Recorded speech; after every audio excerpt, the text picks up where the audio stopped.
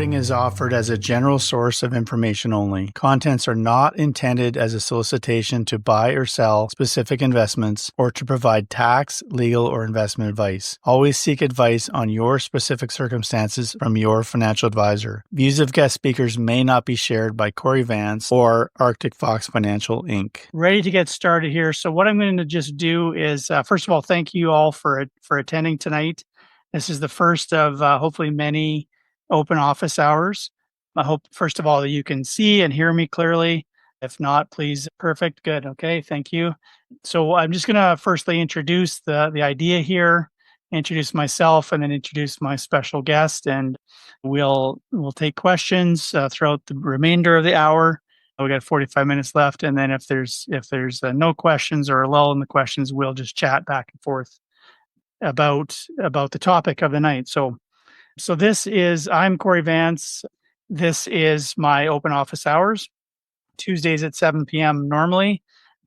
That's Mountain Standard Time or Mountain Daylight Time, whatever time of year it is, I guess.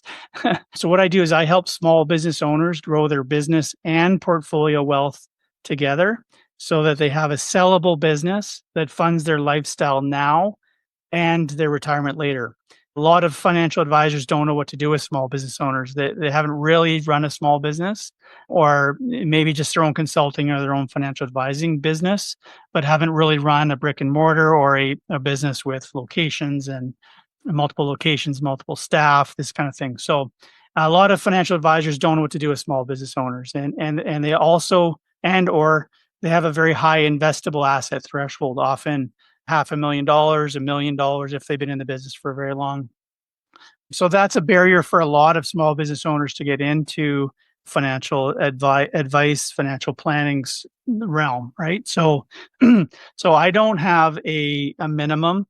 And the reason for that is that, as you know, as a small business owner yourself, you probably have, if you're like most other small business owners, you have a lot of, or most of, if not all of your funds, your portfolio, so to speak, your investable assets in your business, invested in your business in one way or another.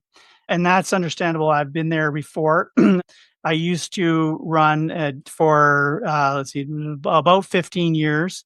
I managed or owned and operated a small business with about $1 million to $1.3 million budget. And I had at one time 5 locations in 5 different cities with over around at times around a dozen staff. So I get it. I feel like I can relate to most of what challenges you face every day. And that's part of the reason why I want to help small business owners and grow not just your portfolio, but I want to help you grow your business. And I don't know everything. I haven't been to Harvard yet. Probably never will. But that's why I bring on people like Rob here. Rob's an expert. He's one of the experts that I'm partnering with to help small businesses like you, reach your goals. Right? Let's put it simply. And so this open office hours is just a chance to get to know me a little bit, low pressure, get to know my special guests, my partner guests like Rob, and just see how you can find an entry point into getting some holistic financial advice. So if you know anyone like that, if that's like you and you want to know more about that process, in the corner there, I guess it's that way. My camera's reversed. Sorry about that. There's a little QR code. Just take a picture of that and you can book an hour with me. It doesn't have to take a whole hour. It's just there so we have the time, but we can just explore where you're at and what your goals are and what you want to do and see if we're a good fit to work together. If we're not, I can recommend you to some other advisors that might be a better fit for you, and that's fine with me. So Rob Welke is my special guest tonight. I'll let him introduce himself formally because the way he words it might be a little different than the way I word it, but he's basically a business exit specialist. So helping you plan and implement a successful exit plan for your business so that you get the end result, that successful sale of the business that you're looking for. He's been in this business for a while. He's been in other businesses. I'll let him detail that accurately for you. But he's a leader in the local business community in BNI. Him and his partner have started a a group called Bean, the Business Exit Advisory Network, which is other experts that are involved in helping businesses exit well, business owners exit well. And so there's a good group that meets regularly there, and I'm a part of that too, and proud to be. So yeah, Rob, why don't you take it away? Why don't you sort of formally introduce yourself, and we'll just kind of go from there. Well, hello, Yvonne and Mitch. How are you this evening? Yvonne, pleasure to meet you in advance of our meeting because I understand we're getting together soon. So, yeah, how do you follow that? My background is broad, diverse, varied, and rather sorted. Came to Alberta in the late 80s to work for an oil and gas service company.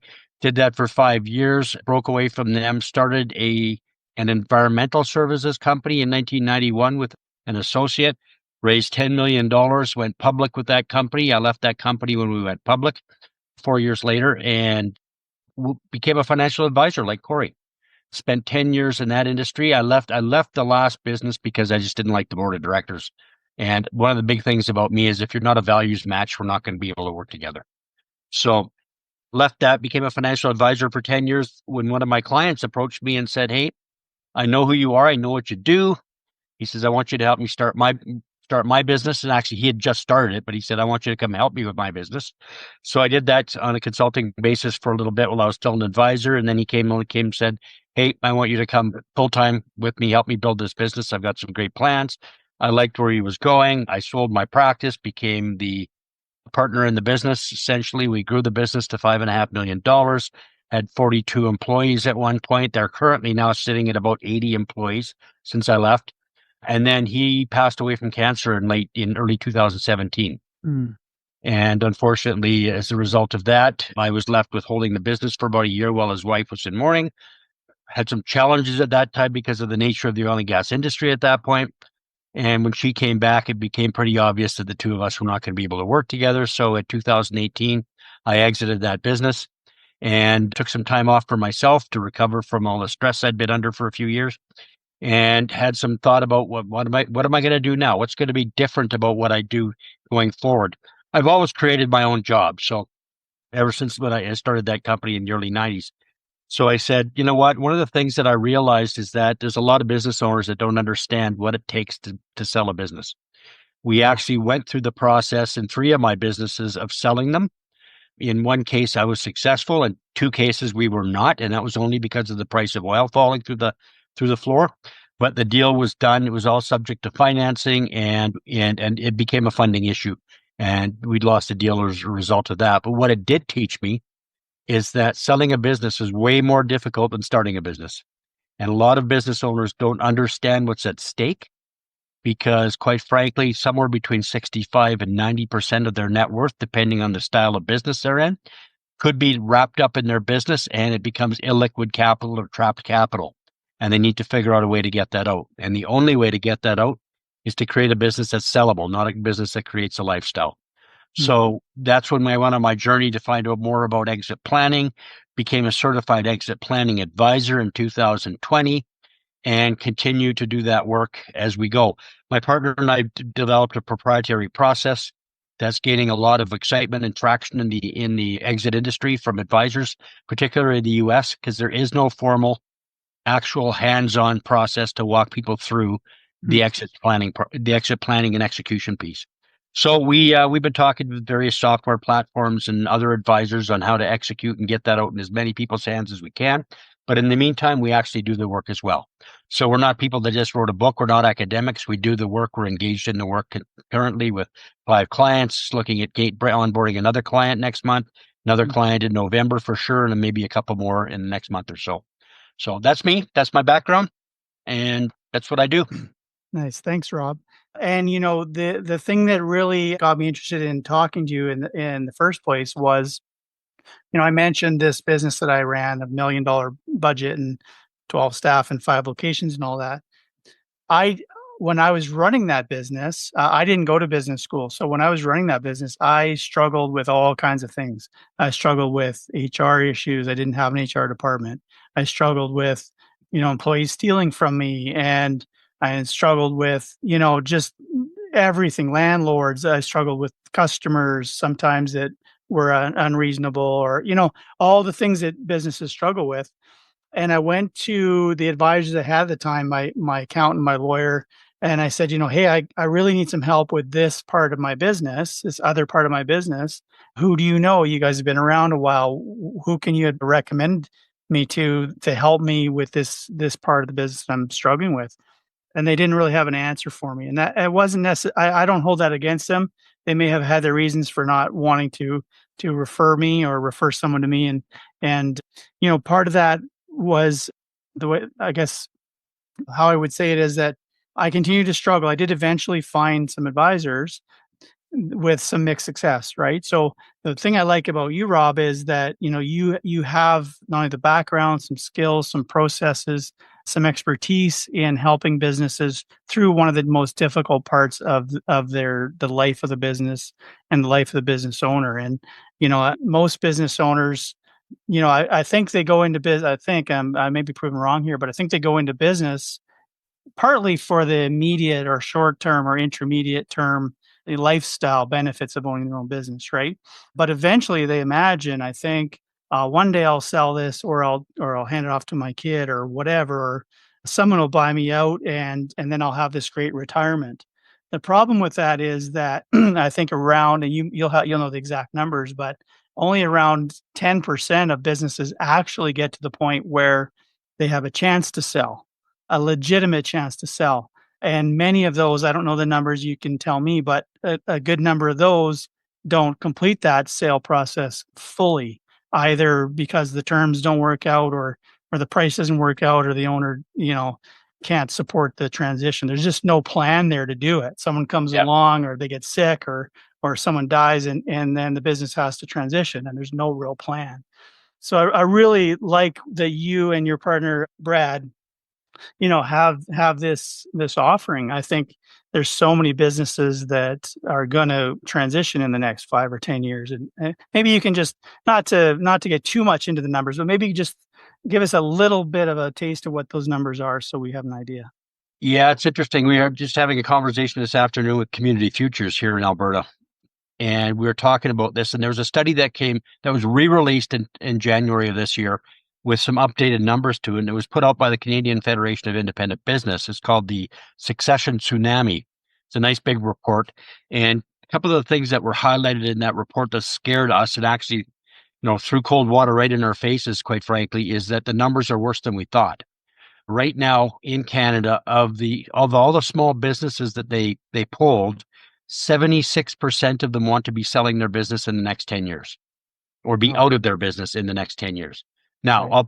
I'll bookend that with the fact that 25% of that number is business owners who are hope to transition to their children, right? So it's a family transition. So that still represents 50% of the business owners out there who want to get rid of their business by selling it to a third party. 8% have prepared a plan. Hmm. And we know that there's about 1.2 million registered small businesses in the country with four employees up to 250 employees. So you do the math. How Hmm. many businesses does that make across the country that want to be selling in the next, 10 years? Yeah. And I'll tell you right now, it's going to be a buyer's market and not a seller's market. Hmm. And you made an interesting comment about the fact that only about 1 in 10 businesses gets to the point where they can sell. That is the number. 90% of businesses owners get turned away when they go to sell their business because they're not ready to sell or they don't have anything to sell. I've had two happen to me in this week. One friend of mine who approached me and said, "Hey, I'm ready to sell my business. Can you introduce me to a broker?" Which I did, and the broker came back to me later and said they've got nothing to sell. Right. Hmm. The other one is a small manufacturing concern. We've pushed them off to a broker. He's going to get the financials, but his comment to us was they really don't have a lot because they ended up spending most of their money taking money out, and reinvesting in the business, and there was no real profitability in the business, Hmm. right? So you've got to be really clear about what creates a sellable business when you're talking to a business owner because they don't understand it. And Right. it's not just about financials. There are a number of factors that come into making a business sellable. Financial performance is the starting point, Hmm. essentially. Right.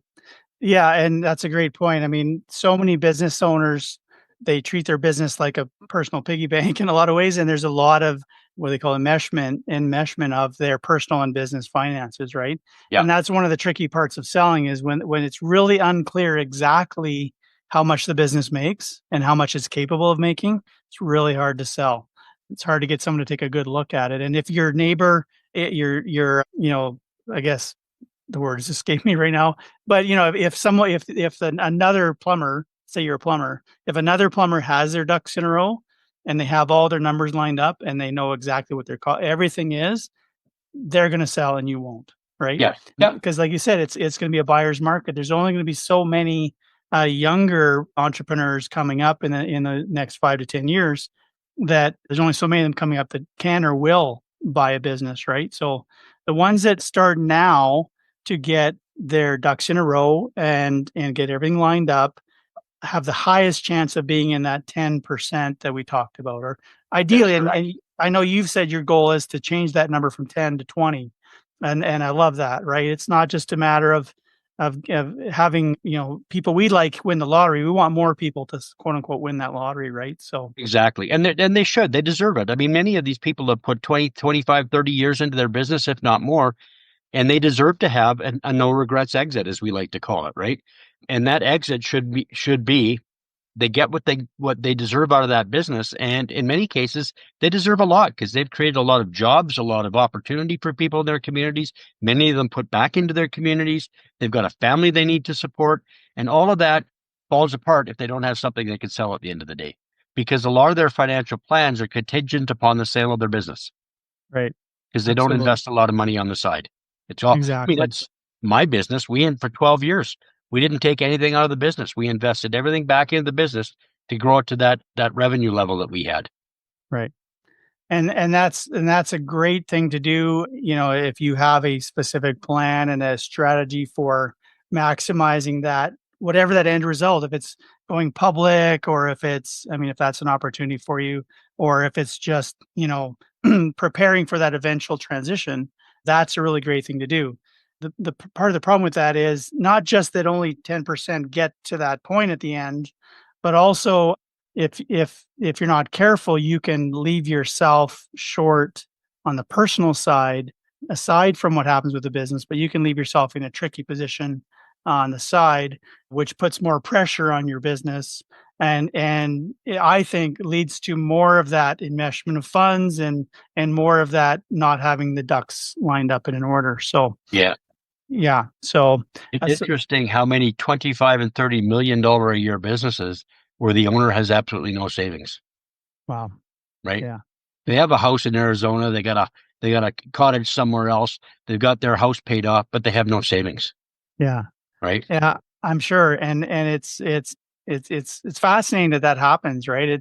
I think people take for granted that they're going to be able to exit when they want to for the amount they want to, so for those reasons, I help people look at their financial picture as a complete picture, not just their business finances, not just their quote unquote portfolio, but I help them look at everything as one large picture. And let's see how we can utilize the business legally and strategically to grow their personal portfolio. And how can we help the personal side of their financial picture support the business so that both are strong and both can go forward in the highest possible possibility of success. So I want to. I know we have some guests here tonight, and I want to give them a chance to ask questions if they have any. You and I can talk all night about this stuff, Yeah. which is great. But I do want to give our guests a chance if they want to either put a question in the chat or raise their hand, and we can hear them audibly or visually. If not, we'll keep chatting. There's lots to be said here. So while they're pondering that, yeah. So in your efforts to support small businesses through this whole exit process, I mentioned earlier you and your partner started this business exit advisory network. What Correct. kinds of other supportive businesses are a part of that? I mean, I mentioned I'm a part of that. There's other financial advisors a part of it. You guys that are exit specialists are part of that. What other kinds of experts are are Well, part of that we've had a networking story. broad range of people actually attend, which is good. Accountants, particularly accountants that focus on like fractional CFO work, where they're actually engaged in helping the business owners do forward-thinking work. We've had compliance accountants there. We've had corporate lawyers, people who actually build corporate agreements, buy-sell agreements, structured share arrangements, and those kinds of things. Purchase and sale agreement type of lawyers. We have had M&A advisors and business brokers. We've had family enterprise advisors attend, which are great. It's a broad range. We've even had business owners attend because they wanted to get a little bit of understanding of what exit planning was about. So it's a broad range of people that we encourage to attend because, quite frankly, it's a network, right, that we need to create. And it's ironic that today's timing is good because when we met with Community Futures today, one of the things that we're developing is a one-day seminar for trusted advisors only. And it's about how to break down the silos and what everybody needs to understand about everybody else's role in exit planning so that they can have good conversations with the client, but also create teams that they can work with. So this is like a local regional initiative where we're hoping to do this once a year in various locations in southern Alberta, where we will have an M&A advisor, a lawyer, a banker, financial planner, us exit advisors, and it'll be a content delivered and then facilitated conversation around this in small group discussions to see how this would apply to their business and how everybody could work together to facilitate a good exit for owners. Because quite frankly, it's going to take all of us to help them. One of us cannot do it. I mean, we're very open about the fact that we believe it's a team sport. Right? We've talked about that a lot in our sessions. We're just a piece of the puzzle, but we need to get all the pieces at the table so that we can start to build the puzzle. Absolutely. And, you know, as you're talking there, I'm reminded of a business owner I met with last week in rural Alberta. And they're a few years into building their business and they're doing some product type business. I won't say yet what the industry is because it's quite a specialized industry, but yeah. But they're really at the beginning stages of their business, and it just reminded me how, as you were talking there, that it really is key that a business owner thinks about their exit as close to the start of their business as possible. Yeah. And that's not just, oh, I want to be on a beach someday, but it's like literally structurally, legally, financially, when that time comes. If you get an offer from from Shell or from Coca-Cola or from Microsoft or from, what do you want that to look like? Right.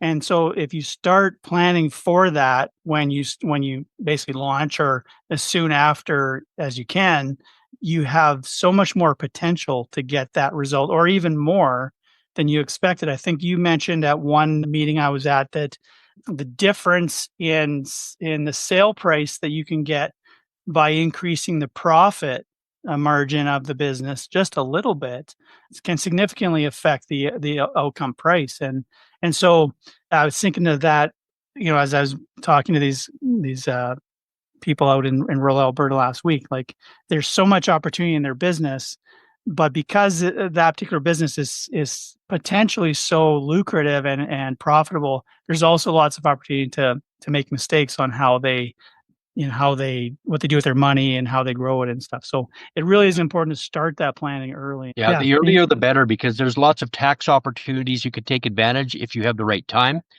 Having a good corporate structure to make sure you actually can sell the business and not just the assets, because there's lots of companies get into the trap of keeping too much money in their business. They get offside with the Revenue Canada rules around lifetime capital gains exemption. They entangle themselves in their business and there's some liabilities there, so they can't really sell the asset. They can't really sell the shares because that creates a liability on transfer. So you got to have all these things cleaned up and thought about before you go to sell your business. I'd like to address a question that Mitch had here, which is he asked me that I'd mentioned 25% of small business owners were looking to sell their business to their children, and what are the reasons the others are not? It's a combination of things. Is one of them, they don't want to sell it to their kids, because if they sell it to their kids, they're not going to get full market price for it. Another is the kids don't want it. We have lots of businesses we run into where the parents go, no, You know what? I was dumb. I sent my kids off to great universities. They're doctors, lawyers, and engineers now, and they don't want to take over the business, right? So it's a combination of a number of things. There's no one thing. It depends on the business owner, and the family dynamics, quite frankly. I mean, when we look at family businesses, there really typically is a real deep engagement of family in the business, and those are the ones that are looking to transition to their children. But even then, those children may not be prepared to run the business. We find that quite often as well. That's why we engage Judy or Trudy, right? Is we have a friend, Cory knows the lady, who's a family enterprise advisor, who can have those conversations to say, you know what, just because he's your son doesn't mean he's a good person for the business. Have you trained him to run it? That's a great point. And we've all seen. I mean, we see it in the media, movies, and that all the time. But we all know family businesses where one or more of the family members is a little bit less than ideal for management involvement in that company. So, We see it a lot. Yeah. Yeah, and some industries for some reason are sort of lend themselves more to family enterprise. Family. Yeah. I know I was in the hearing aid business. That's where my business was that I mentioned, and there are three generation family businesses in that industry for some strange reason. I don't know why, but maybe because because it's a good closed business, and it's easy to train your kids to do it. Right. And one of the things that we also find when it comes to family businesses, and one of the reasons why a business owner might not want to give it to his children, is the issue of what they call fair versus equal. Right. If you have 4 children in your family, one of them is working in the business and has actually helped build the business, but the other 3 have gone off and do their own thing. One's a ski bum, one's an engineer, one's a doctor. Well, how do you treat them all? How do you treat them the same? Because if you give them all the business, it's not fair to the person who helped build the business. Right. Because they've been the one that put their blood, sweat, and tears into the business. While one was becoming a doctor and setting up a profession there, one becoming an engineer, and then you got the ski bum who's done nothing all his life. But do you give him a quarter of the business? Is that fair to the other people involved in that situation? So those are the kinds of things that happen that trigger business owners to walk away from the idea of giving it to their business. That's a really good point, Rob. Yeah, for sure. And there are some financial tools available to help the business owner create that equity that you talked about, where like maybe one, like in the case where I didn't intend to talk so much about my own business, but it seems relevant, so I'll share some of my story. But my mom tried for years to get all 3 of my brothers and myself involved in the family business, and no one wanted it. And I don't even remember how many times I said no. I thought it was once or twice, but apparently it was about 10.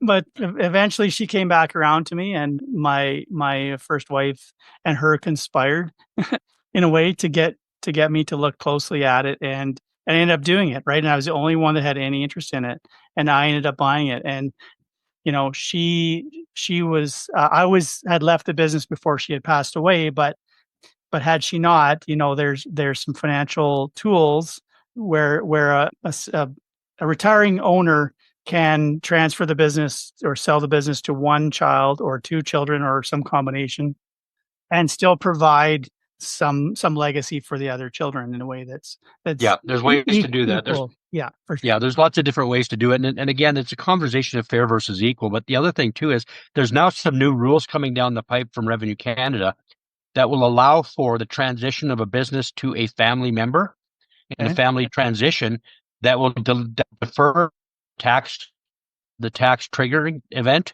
Because typically what happens if you're not giving your shares to your spouse, the minute you sell them to a third party, which, believe it or not, can be a child when it comes to a business, it triggers a tax event. And that tax event has to be accounted for and paid for at time of triggering. So, if you're going to transition the business to your kids, how are you going to come up to pay for that tax bill, the capital gains on that tax bill when your kids haven't paid you out for it?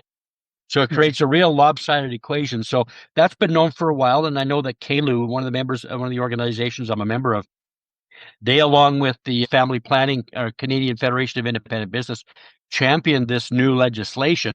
And there's still some wrinkles in it, but what it does is it's going to start to allow for the transition of businesses more effectively to family members without creating a tax event that could cripple the business. That's interesting. Yeah, it's funny that you mentioned Revenue Canada creating new rules that complicating life for small business owners. I'm not Oh here to yeah, bash on Revenue Canada, or Canada Revenue Agency, but governments tend to have fun sticking their fingers into things that like they that. don't So understand. Yes, so that's another reason, really. That's another reason why you need to involve an expert or experts to help you do this planning. So yeah, yeah, and quite cool. frankly, we're not the experts, right? We understand the framework, understand the conversations that need to be had. We understand how to help you transition the business or transform the business, but we're not the experts in tax or accounting or legal or anything like that. We will bring those in to make Right, sure that you're properly attended to in order to make this thing work. for sure. And so what is I mean, we have a few minutes left here. I'm not trying to rush things, but I'm just thinking about like how does a person get started? I mean, I know they can just phone you, but what is sort of a starting of this process look like for someone that reaches out to you? What are the first step or two that goes on? Well, first thing we do when we do our exit planning process, we have a two-stage process. And the first stage essentially is let's find out what you want to do with your life. Let's get an understanding of what your personal financial situation is. And let's get a really clear understanding of where the business is, right? Before we do anything else. And when we do that, we engage with the appropriate person to talk to the owner about what's your next best life going to look like? What's your next stage of life going to look like? Let's help you build those goals, help you build that place you want to go to. So you're excited about going to it, not concerned about it. Because one of the things we find, quite frankly, is business owners will kill a deal if they don't know where they're going the next morning and they're not comfortable with that. So there's Mhm. one aspect is their personal plan. They need to be willing and ready to be able to sell a business and have a place to go to or have something to do that calls to their heart, quite frankly. Second is that personal financial plan piece. Great. You have a lifestyle you've identified that you want to live. What is that going to cost you? Mhm. Right. Okay. Now we understand what does it cost you? What do you got to fund it? Right. Oh, great. You've got RSPs, but they're not going to grow to enough. How much is your business worth? And will the business be able to create sufficient capital on an after-tax basis to support that need on top of your current investment portfolio? So we have that conversation. We do an assessment of business value. We identify the value gap, which is, first of all, we identify the value gap, which is, okay, what could your business be worth, right? If it was Mhm. being run best of class. And then we identify what is the wealth gap? What does the business need to be worth in order to fund your retirement, right? Right. After taxes. And then we have the assessment of the business itself. Is it ready for sale? How ready is it? Is it attractive to a buyer? Why is it attractive? Why is it not attractive? What are the things that a buyer is going to be looking for in a business that you don't have or you do have in place already? And then we'll come up with a set of recommendations on what they need to do to prepare that business for a successful exit down the road. And we'll give them an opinion of value of where they're at currently, and we'll give them a target best in class assessment because that's easy to do, right? We can benchmark against the general industry to find out what best in class looks like. And then we develop the report. We provide them with the report, which essentially just says, hey, this is where you're at. This is what you need to do. These are the concerns we found, and these are the recommendations we have to move forward. Then here you go, up to you. If you want to work with us on those recommendations, that's a separate engagement. Right. And how I know every business is different, size, shape, and everything, health of the business, and all these things. Every owner will have different end goals and dreams for their retirement. Is there? But one question people are going to want to know is how much does it cost? Can you speak to that, or is it too We yeah, we individual to Well, it to is say? it is specific to business and how big they are and the rest of it. And typically, we have a fee that ranges anywhere from about $2,500 upwards, depending on the level of complexity of the business and how intricate the business is, to about a maximum of $10,000. So, I mean, you're not looking at $10,000 unless you're talking about a 20-30 million a year business, right? Right. And then when we actually look at the engagement piece, we're typically looking at about 1% of annualized revenue. So if you're not prepared to invest 1% of revenue into your business to get it to be a successful business, then there's no discussion for us to have, quite frankly. For sure. And so again, every business is different, and I'm not trying to put you into the corner here. Can you speak to, like, once you engage with a business, like you have worked with many clients already. Can you give us an example of one or two where you came in, they engaged you, they started out at X position, you worked with them for a year or two, and at the end they went to Y position, whether that was as expected or better than expected or close to expected? And can you give us sort of some meat on that? Absolutely. Several clients we've been working with. One of them particularly, we started working with them. They were $11 million a year revenue business. Granted, they were down a little bit as a result of COVID, but that's not really the biggest issue. They kept having problems where the management team wasn't able to step up when the owner stepped away.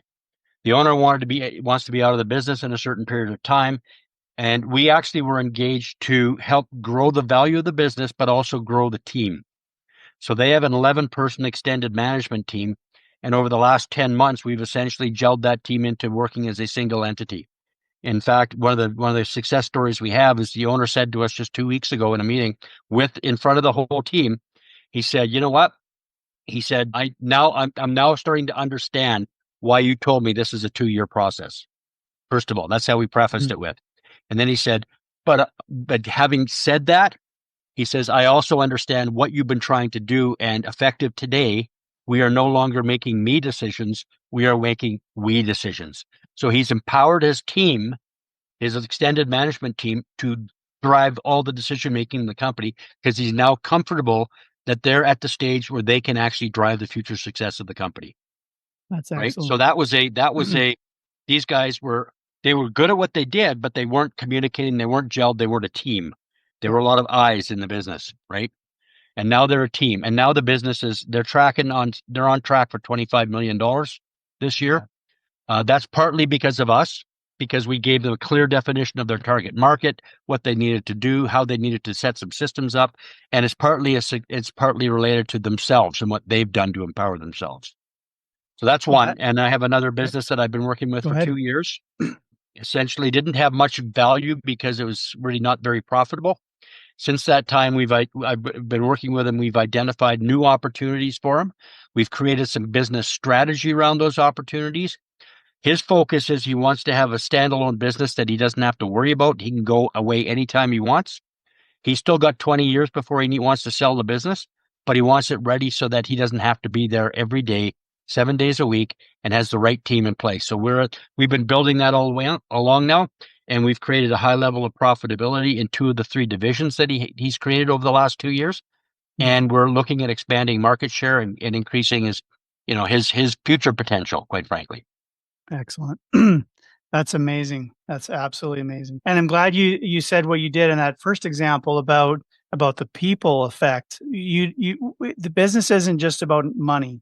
We're No, talking about the eventual exit value of the business, but the business itself is about the people, really. well, there And is no business without the people. well, absolutely, right. And for a business to be healthy, the people part of the business needs to be healthy. Yeah. We And do a that's lot of work in culture. yeah, And yeah. there's 5 things we focus on when we're working with a business owner. One of them is financial performance. One of them is what we call structural capital. That's their infrastructure. That's their institutional knowledge. That's their documented procedures, process, etc. One is social capital. What's their brand and reputation in the community, Mm, right? mm, What about customer capital? How diverse is their customer base? If you're dependent on one customer, you have no sellable business, right. right? Yeah. So we need to make sure they have a diverse and healthy customer base and have clear ideas of what their customers need to be, clear target market. And then Mhm. the other one is the human capital piece, the culture and Mm, good human capital systems, for sure. competencies, behaviors, that kind of stuff. That's excellent. That is so key. I've been a fan of healthy relationships my whole adult life, and even in my teens, I've paid a close attention to what makes a healthy relationship. And I'm far from perfect at executing that, but I sure appreciate the value of it and the value of people like you. And you mentioned Trudy; she seems fantastic at helping the relationships within the business gel so that and it's really, who wants to work at a place where A, they're not valued, they don't feel valued, B, there's conflict all the time, right? So when you address that human part of it, you help those people re-engage in the business in a way that they, I believe they probably always wanted to be engaged in it, right? Yep. Working with a healthy team to create something really amazing that they couldn't do and weren't doing before you came along. So that's fantastic. Culture is a big conversation these days with companies, and Brad nailed it very succinctly when he said, culture is the behaviors that you accept. Right? So if you accept bullying, even though you say you don't, if you say on your wall, we don't tolerate bullying, yet you allow one person to be a bully, you've redefined your culture. If you say, integrity is critically important, but you don't maintain that integrity with some customers or with your own people even, then you've just changed your culture. So culture is what you live, not what you say it is. It's so important. And we only have a few minutes left here. So I want to give you a chance. I don't know if you have a screenshot that you can share with your contact information. Mine, as I stated, I'll move out of the way of the I'll just put my information in so people can Okay, perfect. That's fantastic. So so if you're watching this on a recorded version, or if you're here live, again, thank you for showing up live. But if you're watching this in the future and you want to reach out to Rob Welke, when you're done typing there, Rob, I'll just get you to maybe to state either your website or your phone number. So however you want people to reach out to you. In the meantime, again, my QR code is in the corner there. That's for an hour free consultation. There's no pressure. That's just a chance to find out if you and I are a good fit to work together. And if we're not, that's fine. I'm happy to connect you with another financial advisor who fits your personality or your communication style or whatever, or connect you to someone like Rob who can connect you to even more people than I am directly linked with. But so go ahead and just maybe say your website or your phone number, however you want people to reach you. Yeah, the one that I would point people to is www.mexit. That's MEXIT.ca. Okay. That's the proprietary framework that we use, and that's really where we're building our IP, and we hold our IP. Excellent. All right. Well, thank you so much, Rob. It's just almost 8:00, and so I want to respect everyone's time, including yours and our guests tonight, our visitors tonight, our attendees.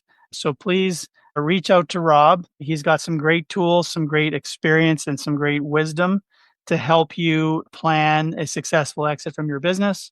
And if I can help you, great. But between the two of us, we know someone that can help you grow your business, structure your business for success, and plan for a successful exit. So thank you for your time, and we'll see you next week, 7:00, same time, same place. Cheers. Awesome. Thanks, everybody. Have a good evening. Yeah. Thanks, Rob.